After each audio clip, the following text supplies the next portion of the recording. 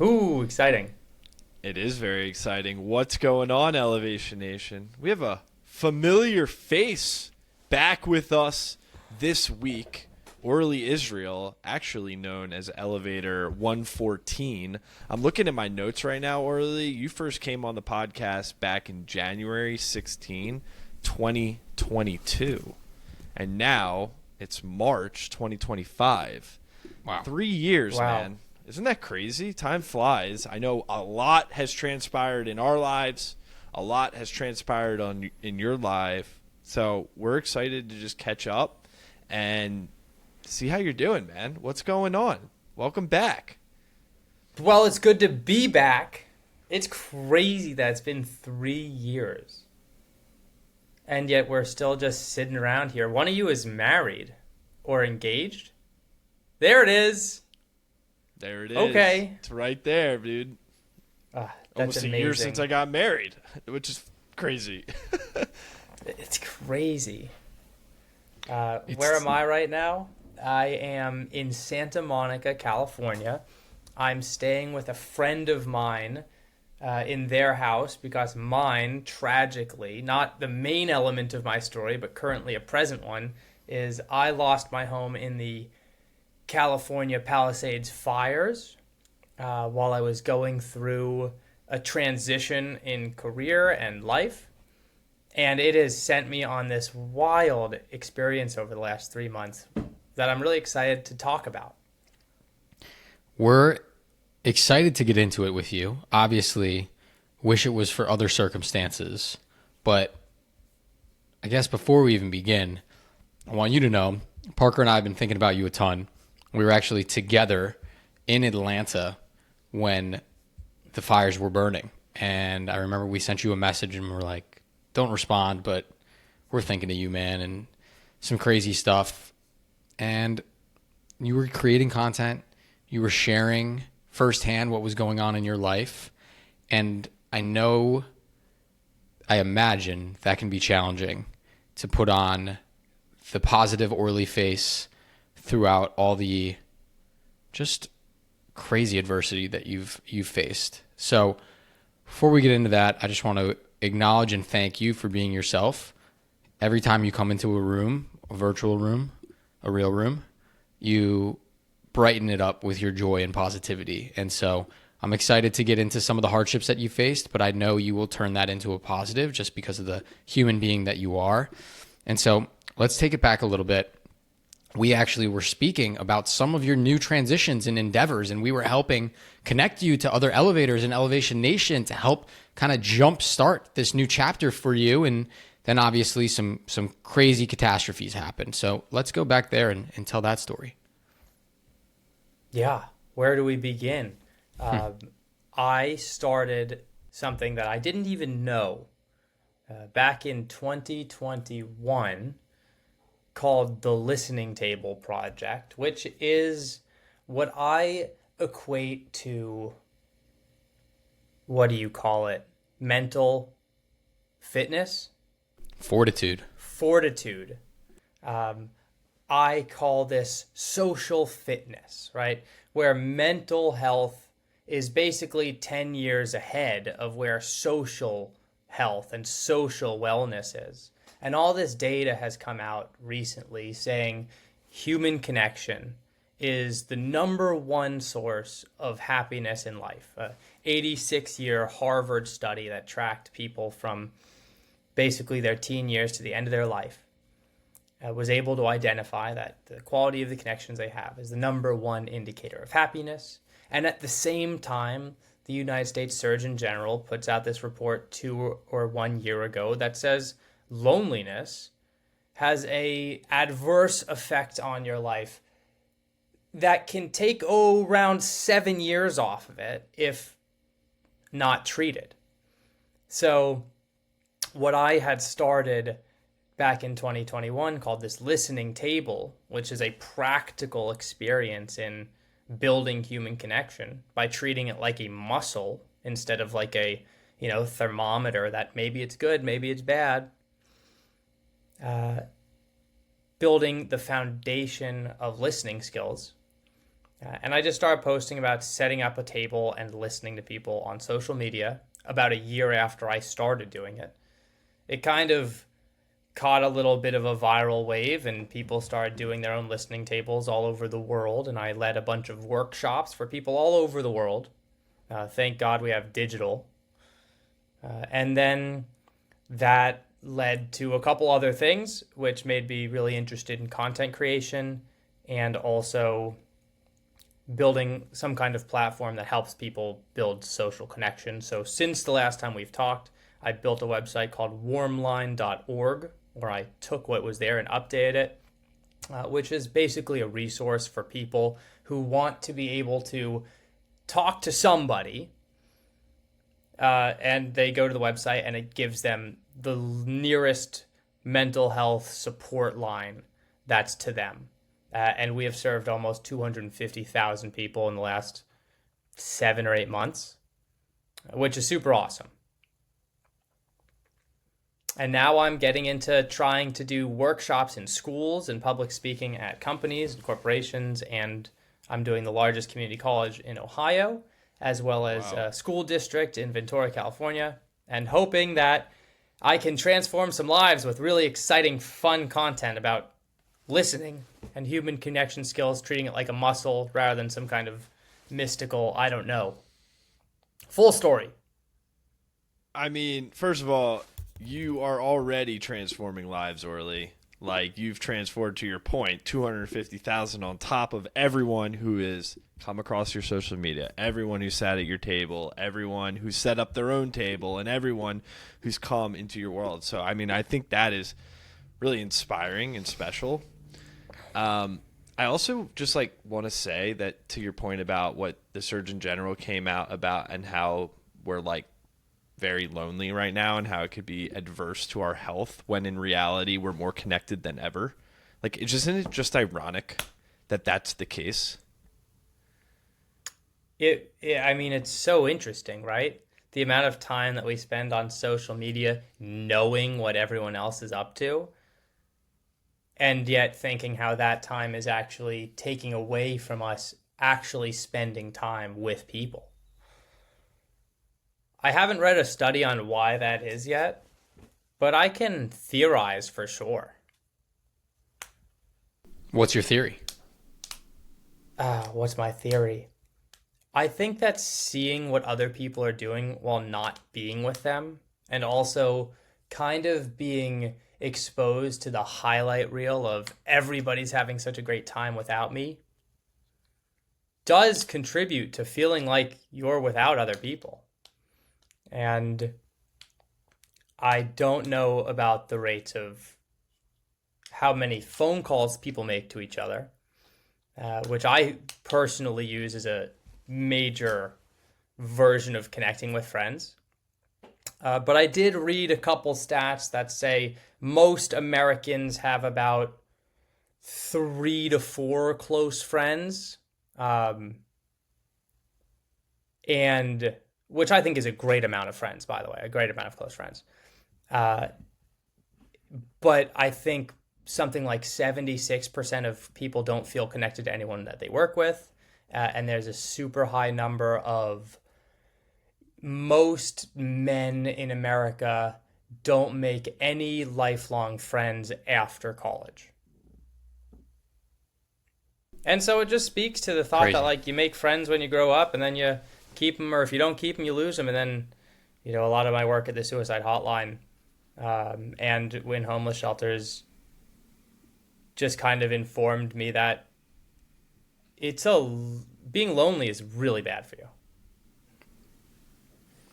And yet, here we are in 2025, you having served 250,000 people who were feeling lonely, needed to talk to someone.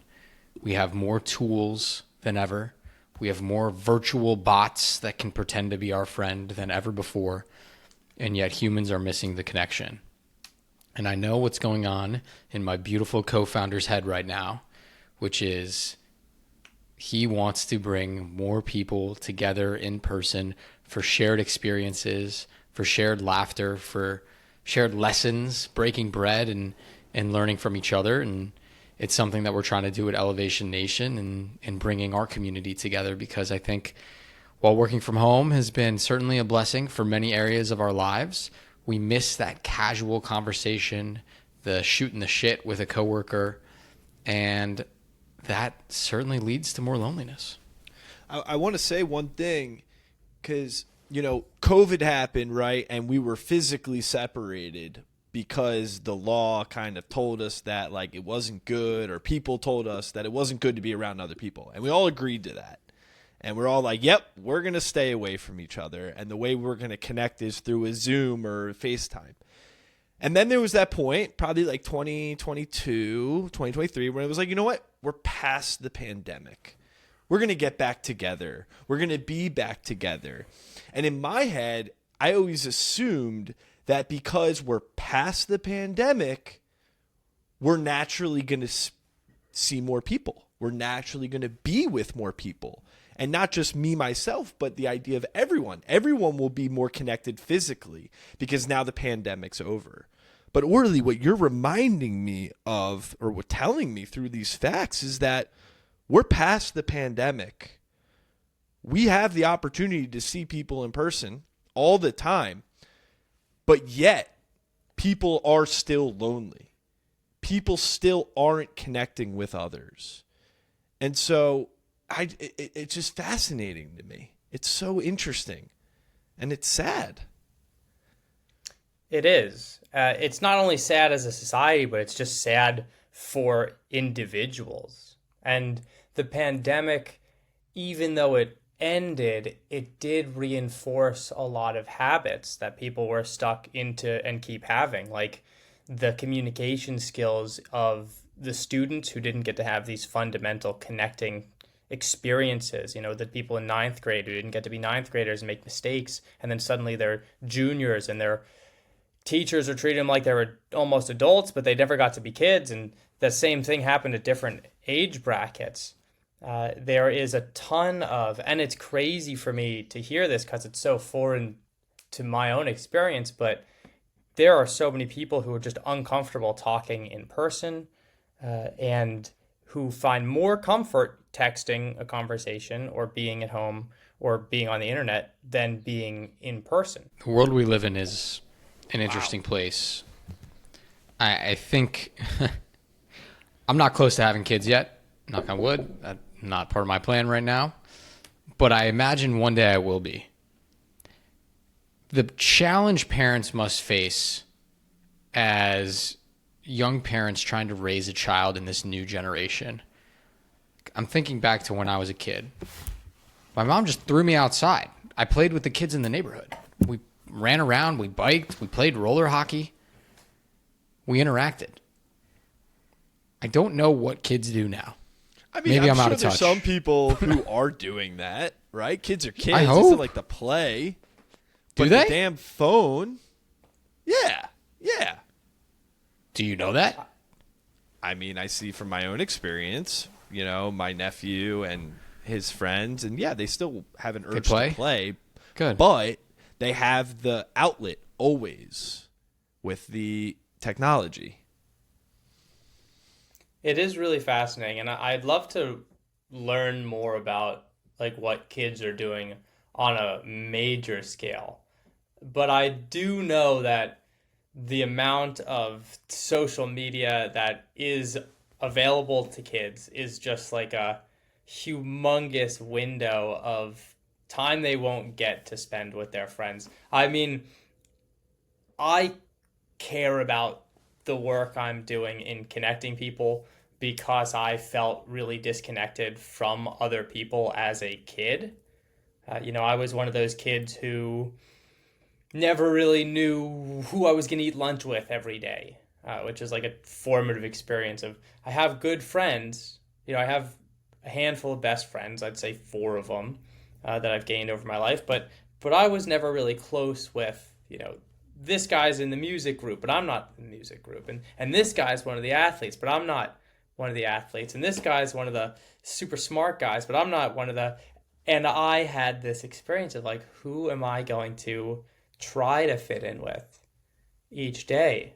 And after school, I would go home and I would just read fantasy books because I loved reading and it was comfortable for me. And maybe that's different than scrolling and scrolling and scrolling on social media. But I did also spend a lot of my childhood in this fantasy world. And so I get how being able to have a chance to learn how to connect with people, which is something I had to do, is both really exciting and also can be really scary if you're not raised in a way that makes it super accessible. Absolutely. It's an interesting world we live in. I want to fast forward a bit. Really, obviously, your purpose, your background, your mission is very aligned with what Parker and I believe true to our core.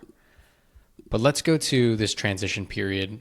You had just changed jobs, took a new opportunity. We're in this interesting transition, and these fires broke out all around you outside of LA. What was going on in your mind? I know it all happened so quickly. You've now had a little bit of time to reflect or potentially look back on it. You did an incredible job of capturing your emotions, your feelings, and the facts on the ground. But now, a little while later, what is the story from Orly's point of view?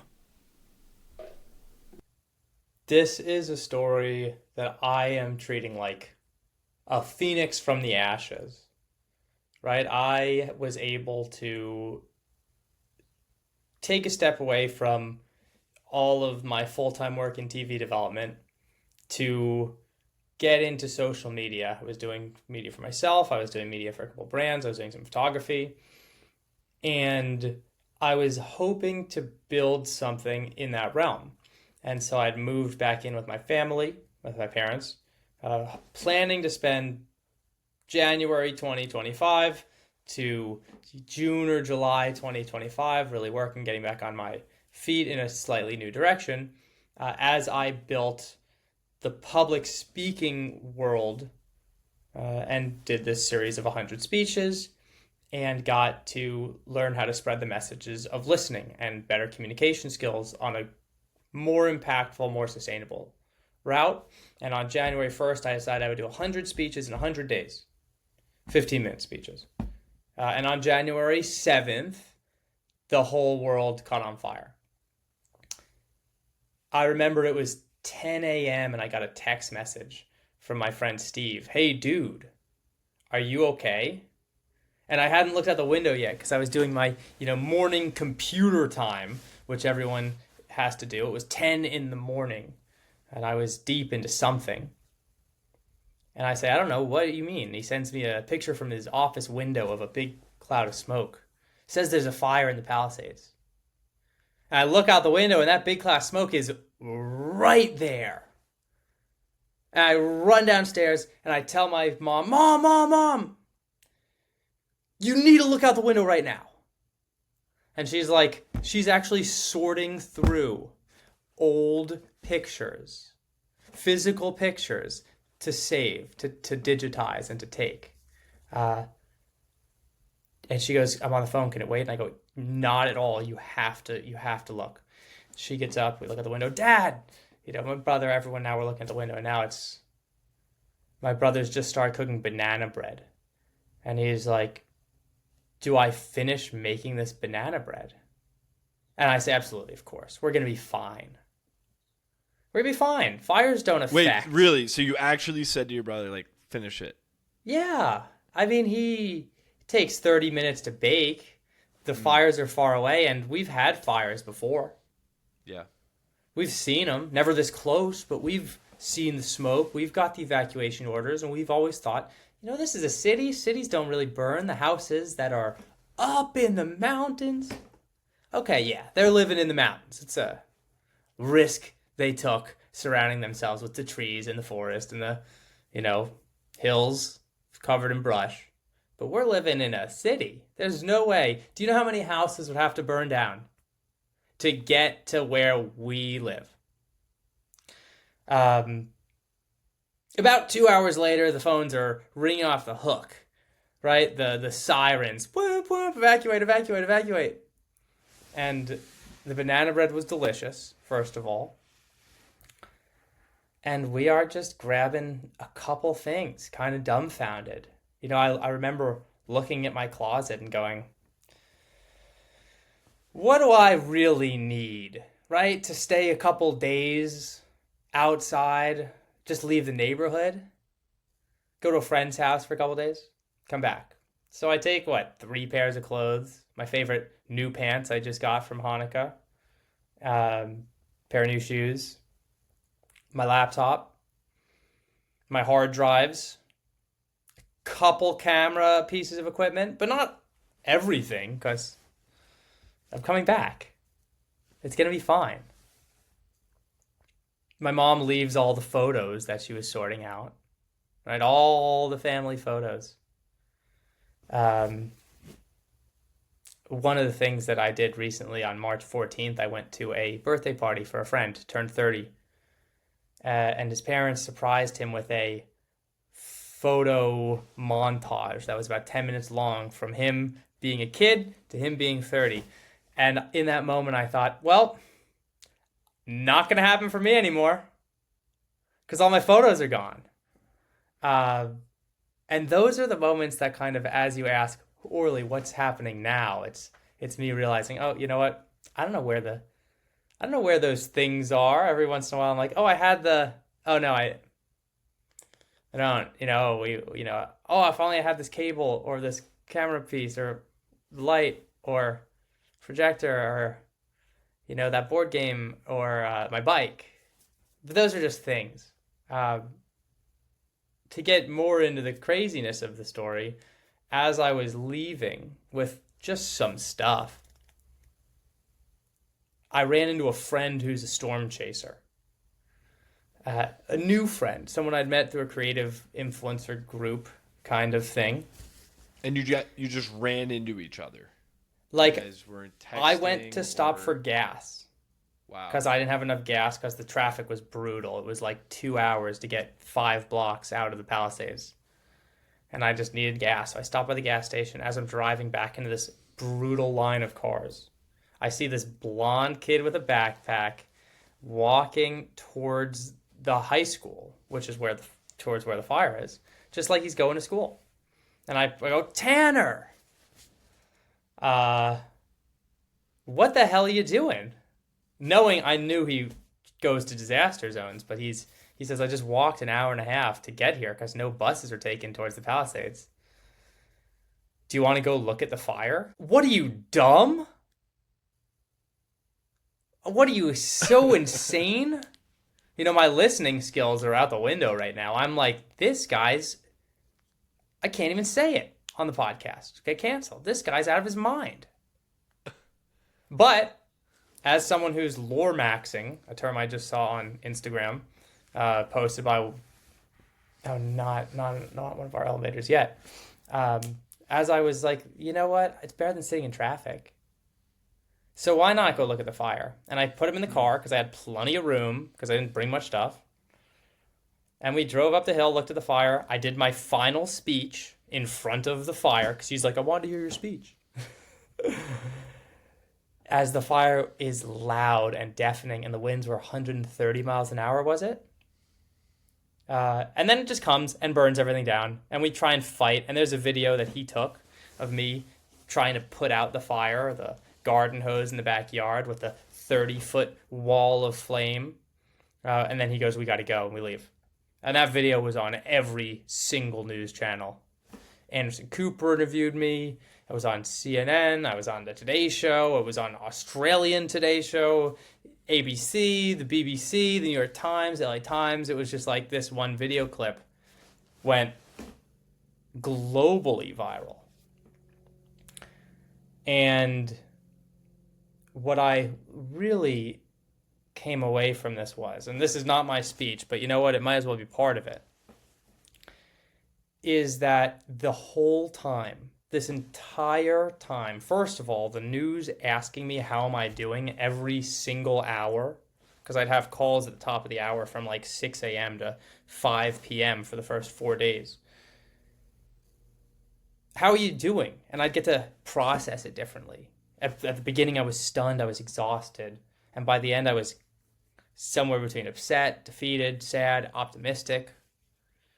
And the thing that really connected me to this mission that I'm on right now is for those probably 7 days after, my phone was ringing nonstop.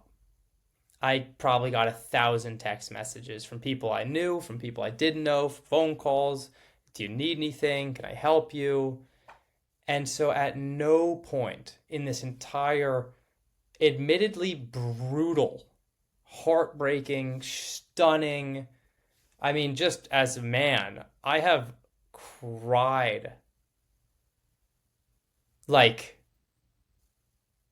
a majority of the days since the fire, just like weeping, because there's a lot to go through. And some are tears of joy, some are tears of gratitude.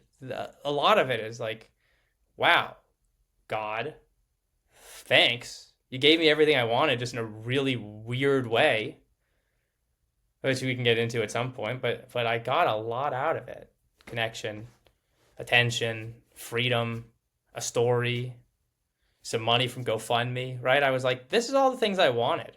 But boy, did I not think this package was how it was going to work out, right? So what's the plan here? Which is deep and spiritual, and could definitely get into that at some point.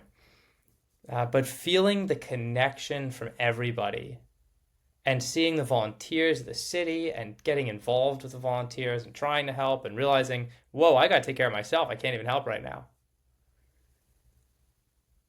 That's what's going to stick with me through all this, is how meaningful it is for people to just, you guys just sent a text message. Hey, is there anything I could do? I said, I don't have any idea.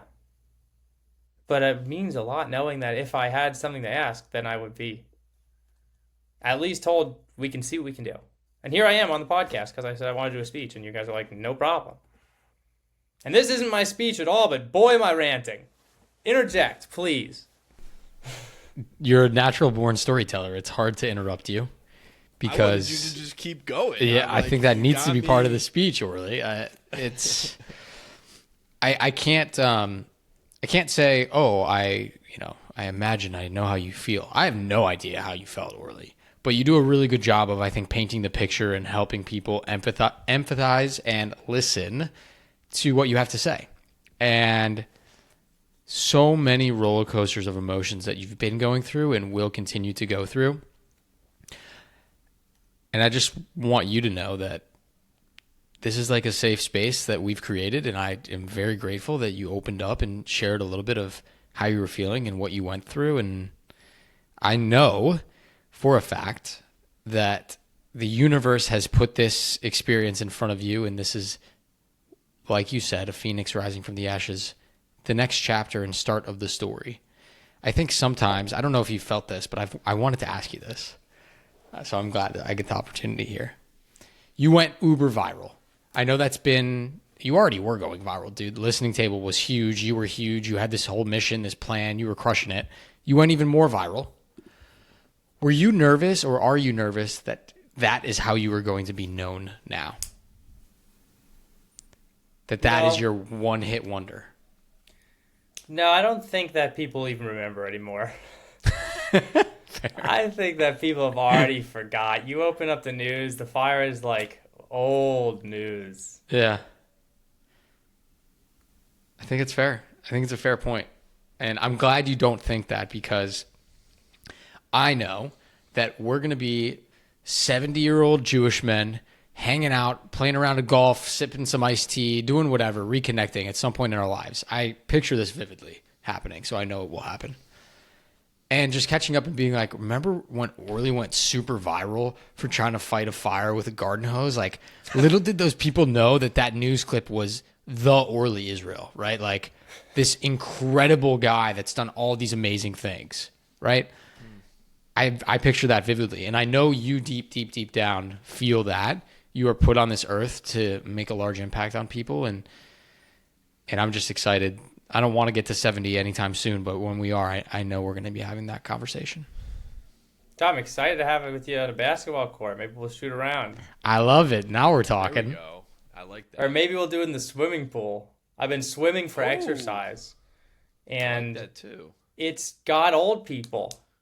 You know, you don't see a lot of older guys on the basketball court, but the reason I got into swimming is twofold, and one is connected to what you guys care about, I believe, but one is it's a long time game, swimming. Low impact, high exercise. I'm getting dusted by, 67-year-olds every single day cooked.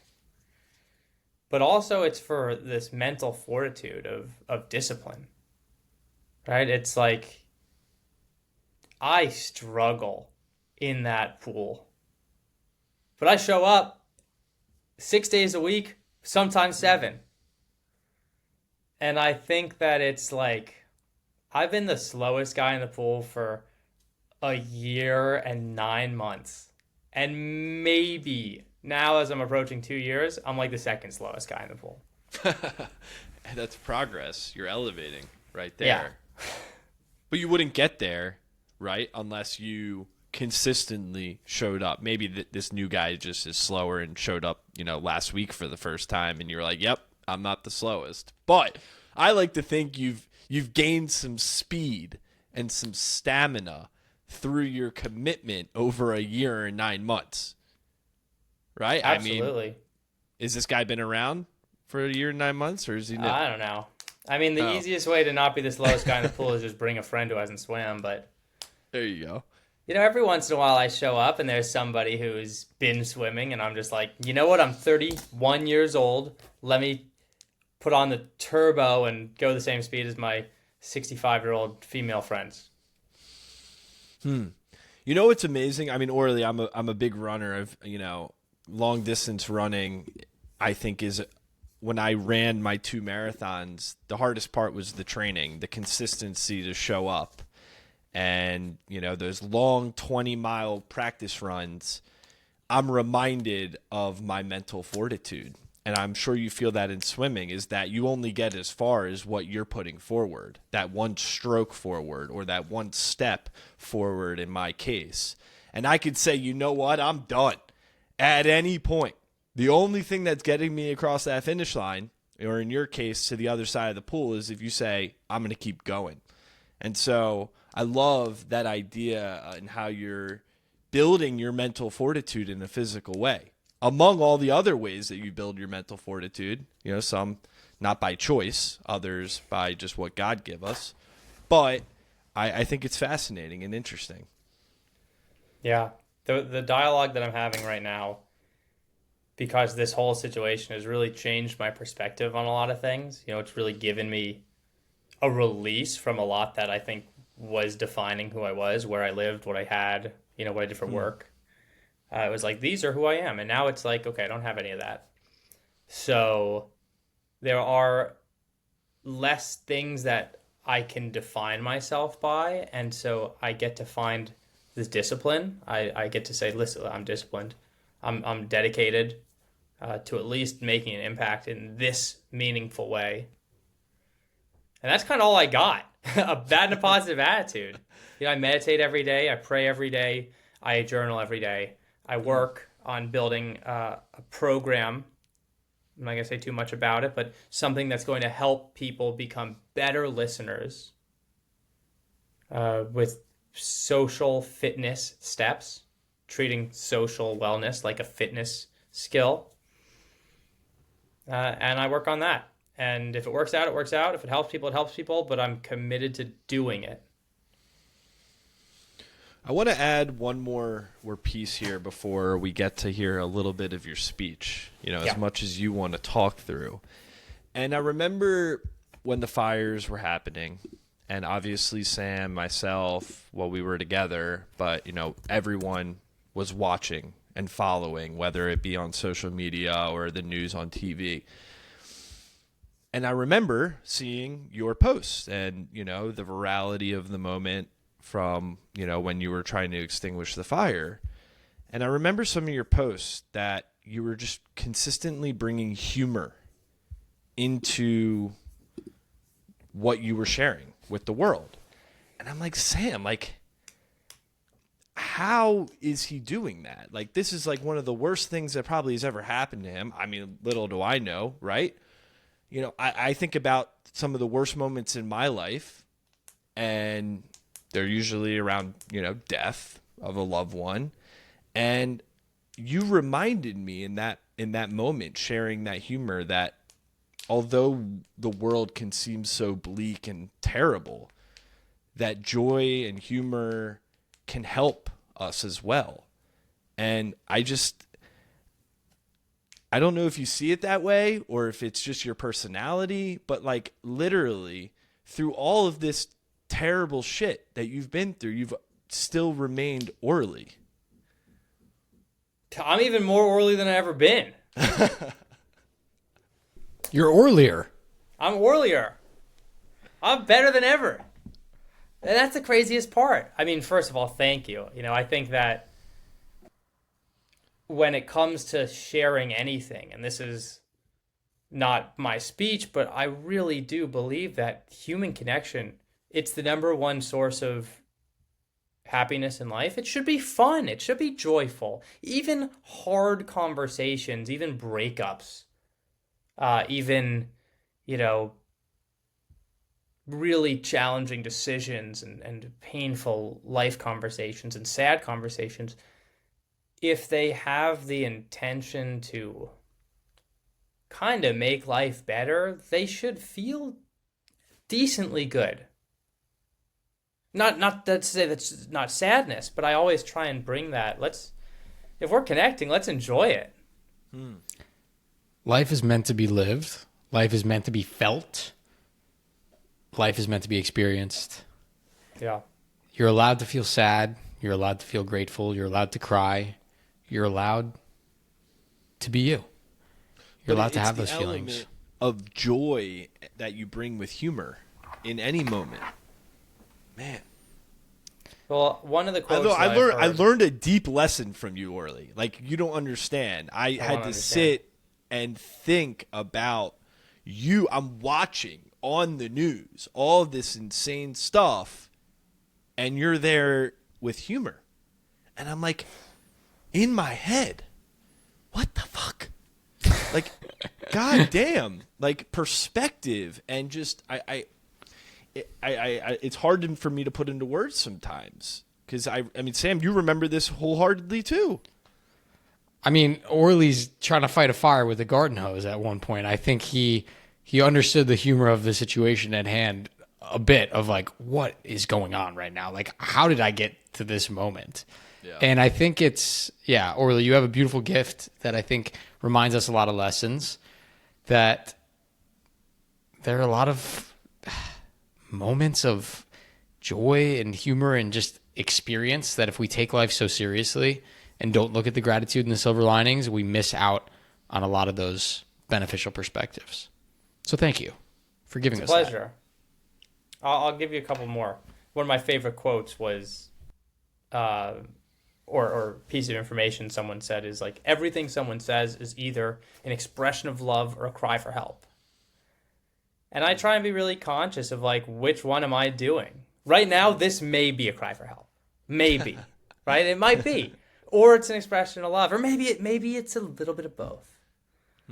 But I really gravitate towards the thought of how can you express love as much as you can. And now I'll just do a little bit of talking about some key pointers for people. It's not exactly giving my speech, but I feel like it's on. There's just some relevant points that maybe I should share that would say, like, this could be useful for listeners who want to communicate better. And if you're a person who's listening this far into the podcast and you think, why would I want to communicate better? Then I don't know why you listen to Elevation Nation at all. Because good enough is not making progress. And comparing it to basketball, which I know Sam loves. I don't know about Parker when it comes to basketball. You know, you don't see a lot of distance runners playing ball. But College basketball, I enjoy. Playing, I'm a defensive guy. I'm not a shooter. Sam knows that. I'll body you in the paint for a rebound. I'll body the 7-foot dude in the paint for a rebound. But shooting, I'll dish the ball before I shoot it. you and I are the hustle guys. Yeah. You want that energy. He's not going to back down. Guy. Totally the hustle guy. Sam knows it wholeheartedly. Did you get your bracket in yet? Predicting? I did. Who do you got? I have Texas Tech winning it all. Okay. I haven't made mine yet, but this is something we'll hopefully listen back on, and it'll be Kansas. The best basketball players create shots, right? They make opportunities happen. And in communication, the best communicators are able to transform any opportunity into something that can be fun or can be deep or can make, let's not call it a goal, but to be able to connect with their intention of being there for somebody or of communicating a point, where the more average players, they just stick to the basics, the layups, the regular jump shots. And so I want to challenge listeners to think, am I just going through the motions sometimes because it's what's familiar? You know, sometimes the question, how are you, is a really good question to ask, and sometimes it's a really bad question to ask, right? Sometimes it just depends on the intention behind it. And nowadays, if you ask me how I'm doing, I just say good question, because it really depends how long you have and how I'm feeling. And but someone who says, how are you really, which is a question I kind of wrestle with, but now I wear a hoodie that says, how are you really on it, on the back in huge letters. It's a beautiful question. And I love Orly, asking questions. In the spirit of you not knowing how you're feeling, I want to tie it back to another amazing elevator, a dear friend of Parker and myself, Miles Grossman. Now, we'll have to connect you with Miles, but Miles' sister passed away 2 years ago, and they created a foundation called Hallie 225. And they are selling sweatshirts that have the word ish, I-S-H, on them. And the sentiment behind them is, it's okay if you're not feeling good. It's okay if you're not feeling bad. It's okay if you're just feeling, thank you, Parker, ish. I'm feeling happy-ish, sad-ish, confused-ish, tired-ish. And I think... even tying it more full circle, I'm glad you brought up this point, because you kind of alluded to this when you were getting interviewed. Every hour on the hour, how you were feeling changed. Our emotions change throughout the day. And if your emotions don't change throughout the day, I would challenge you that you're not doing enough and you're not truly living life. I want to have those highs, those lows, those everything in between. That means I'm pushing myself into new directions. And so I just wanted to give that quick shout out, because I think it ties beautifully into probably how you've been feeling as of lately. A little bit of ish. Yeah, seriously. And some days I feel like so good. And sometimes I feel so confused. And it can pivot really fast. And I will say, because when we talk about disasters, and I will give one note on how to talk to people who are suffering, who are challenging with really difficult circumstances, that about, 2 weeks after the fire, my dad's sister passed away from cancer. And that was way worse than losing the house on like an emotional level. Just like, okay, we lost stuff, memories, yes, stability, yes, identity. But losing a person just hits different. And it is really, really meaningful to be there for people who have lost loved ones, because it's weird and it's sad. So you want a tip on how to talk to people who are suffering?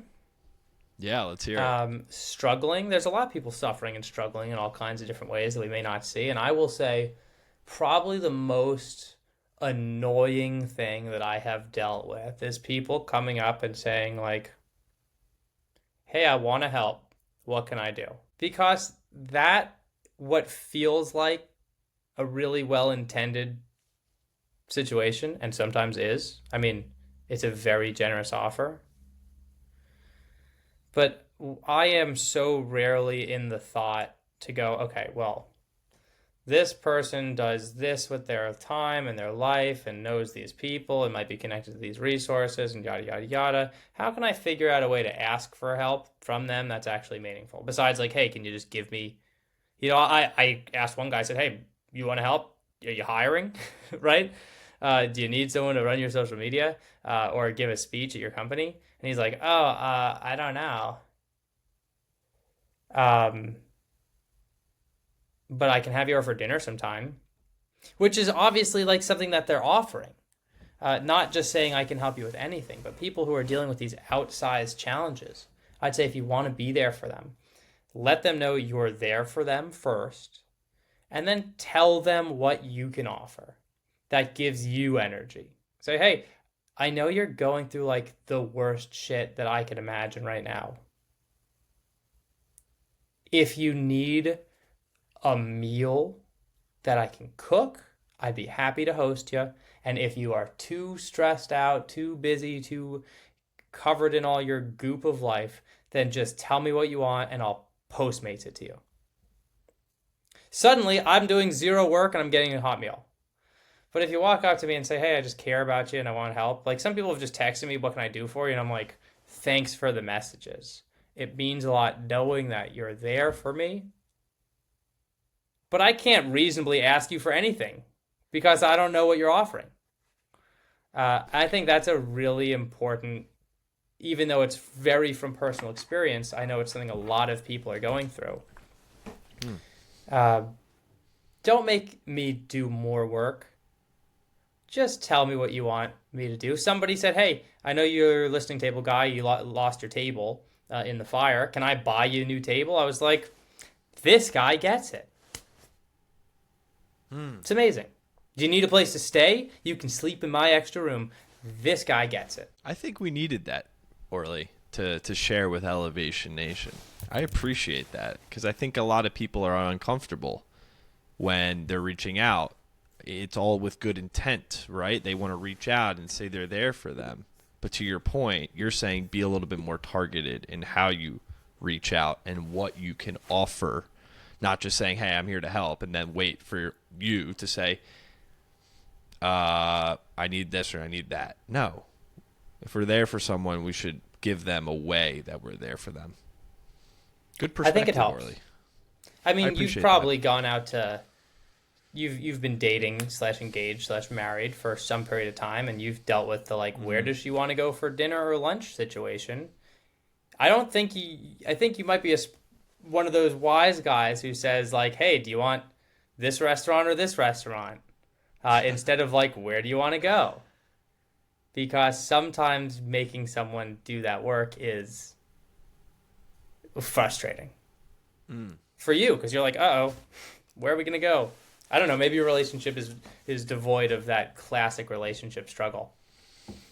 Well, tonight we were just going to walk around our neighborhood and be spontaneous. So this evening we don't have that struggle because we're going to be like, oh, that place looks interesting. Should we hop in there? And then we'll go from there. All right, Orly, let's, we've been going for 45 minutes, and obviously I feel like we could talk to you forever. Can we get like 10 minutes of the speech, or at least the premise, or hook us with something? And then, Sam and I want to hear and give you maybe a little feedback. All right, let's do 10. Why not? We'll do a little short abridged version. I'll just talk about the core of what I'm going to tell you and what I would bring to these keynotes that I'm excited to be doing later in the year. I am going to share 3 essential facets of listening that transforms relationships and communities. This is what I learned in the most unexpected place that I would learn about human connection, which was in a prison while I was doing a workshop on communication skills with people who are in prison. And we had this exercise where there was 3 people. a facilitator, right? Someone who asks questions, preset questions, by the way. We had a sharer who answers the questions. And then we had a neutral, silent observer who just listens. And it would be me and two other people who were living in the prison, and then we'd rotate. And after 27 minutes of 9 minutes, 9 minutes, 9 minutes, one of the women said to me, I was the first man, and she's like a 40-something-year-old woman, the first man she had ever trusted in her life. And that was so confusing. To think about how in a prison with a stranger, you can tell him you're the first person you ever trusted.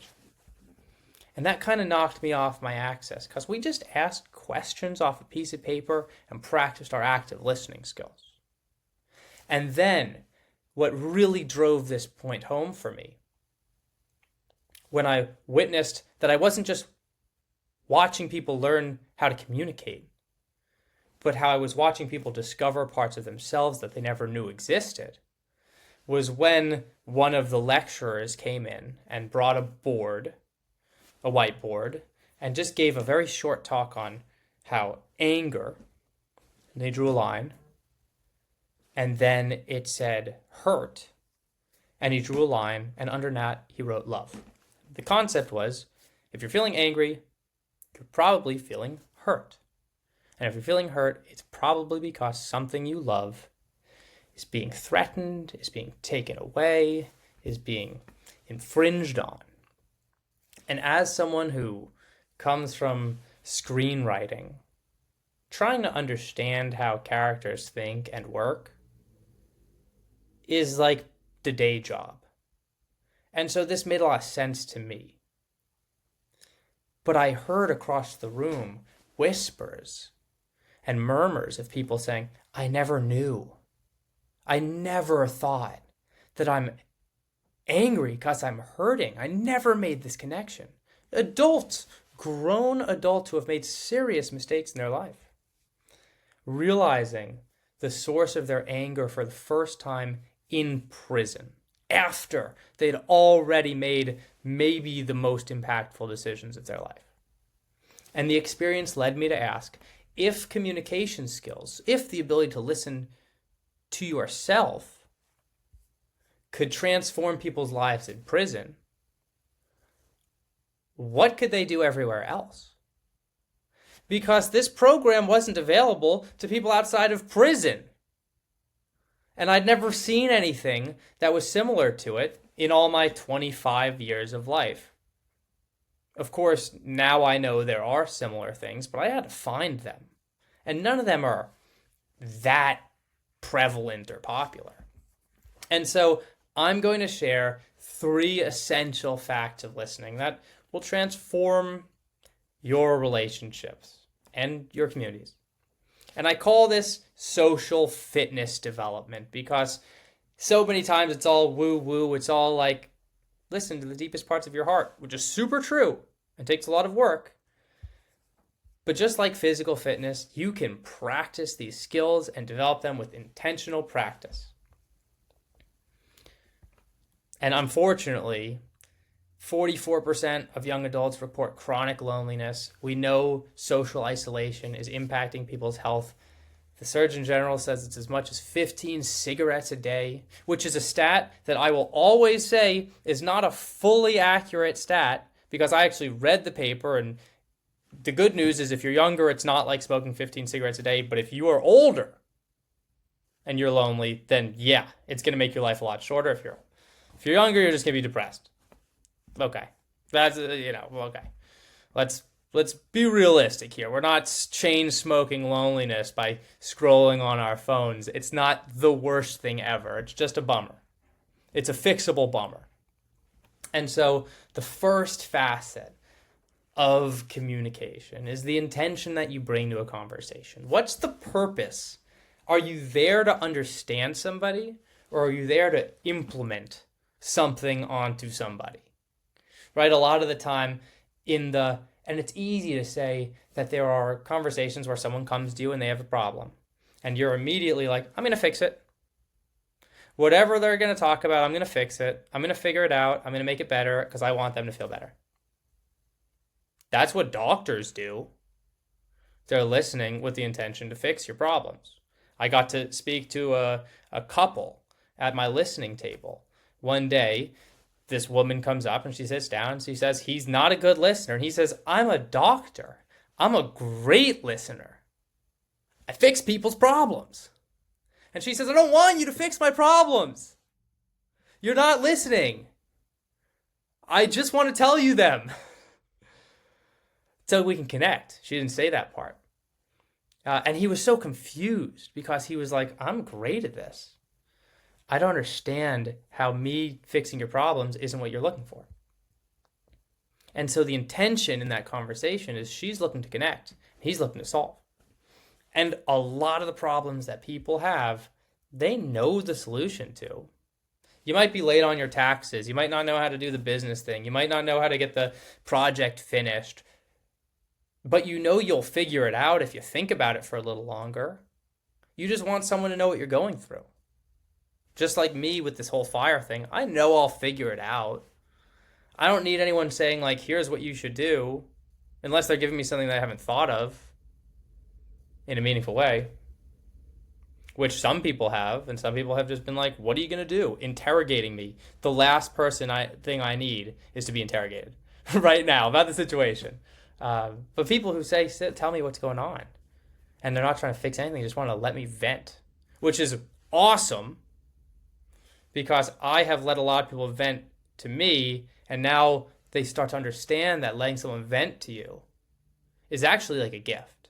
And so being someone who has intentionally listened and spoken about the value of listening, it's really come back to me in a meaningful way where people say, hey, if you need someone to listen to you, I'm here for you.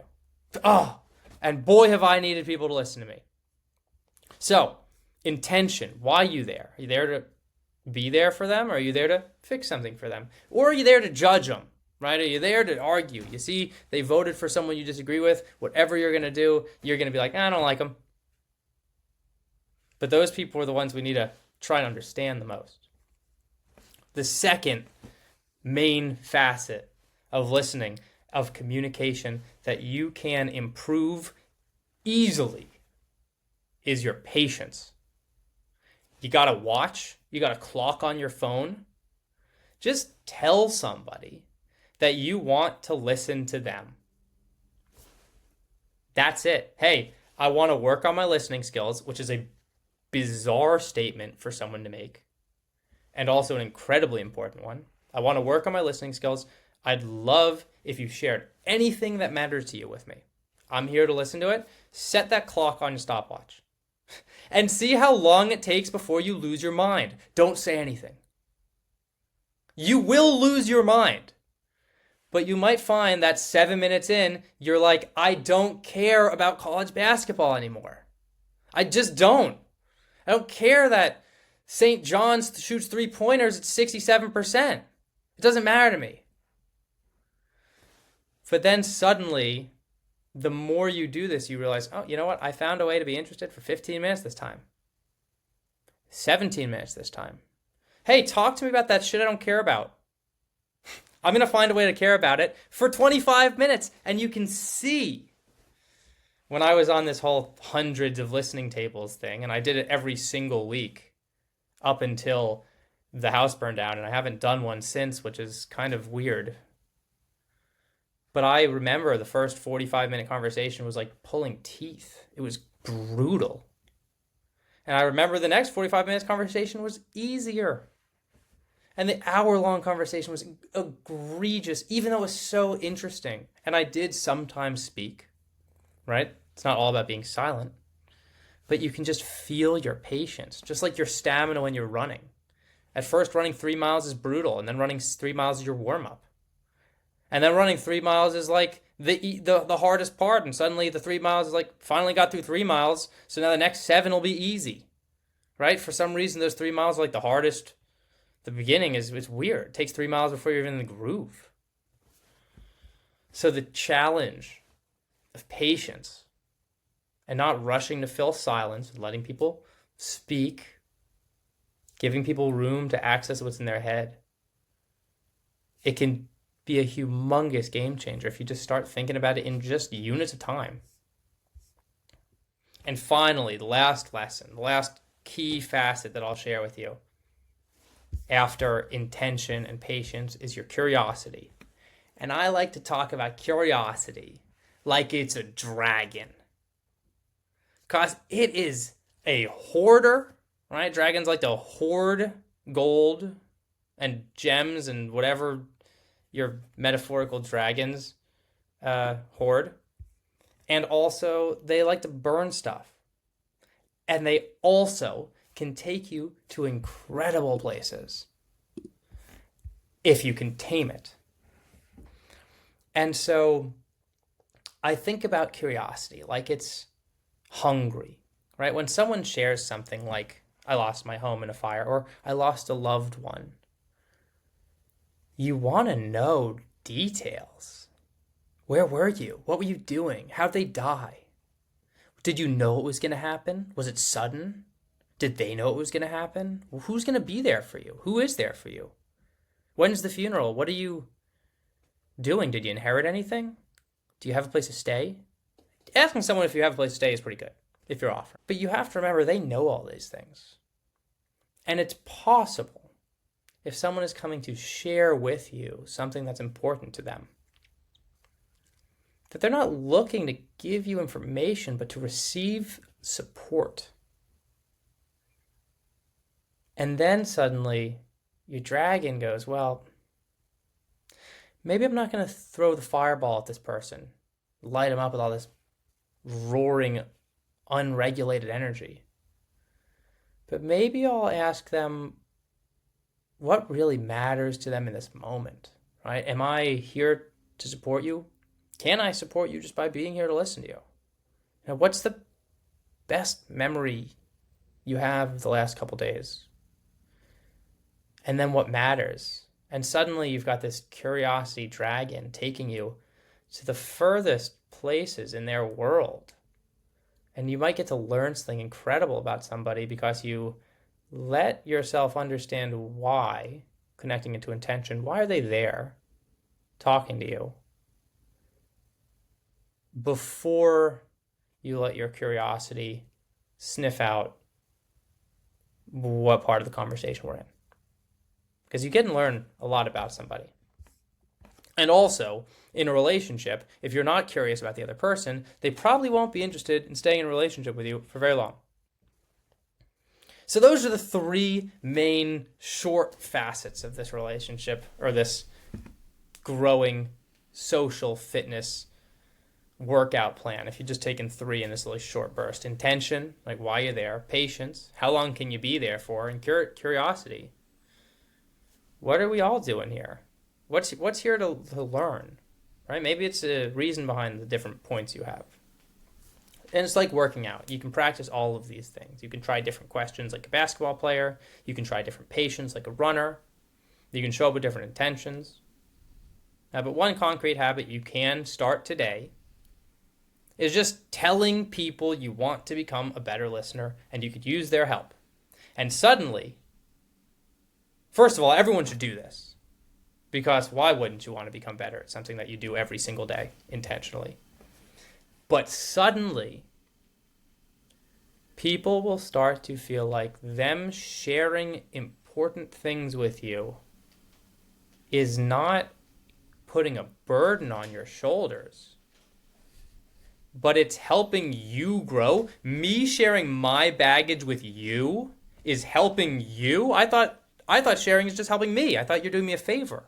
But you're flipping the script and saying, by letting me talk, I'm actually being helpful.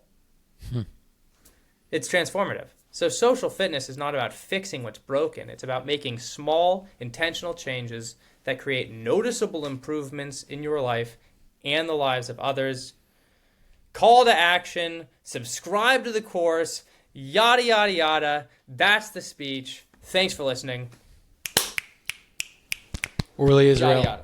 Ladies and gentlemen, The king of bow. listening. Incredible, Mic drop. incredible taste of your speech.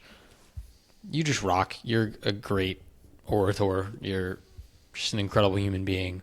Orly, thank you for giving us your story, a recap of your story, a recap of how you've been, a taste of what you're working on in the background. I want to ask one final question. You know this is Elevation Nation. You know every single elevator is united by their mental motto. Mental mottos can stay the same throughout your life, but they can also change. You've been through a lot of change this past year. So we have to ask you again, Orly Israel, what is your mental motto today in 2025? I can't wait to listen to the last podcast because I think it's the same motto. It's not a party if no one's dancing.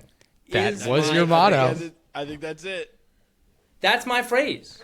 I should learn Yep. how to dance, but it is not a party if you're not celebrating.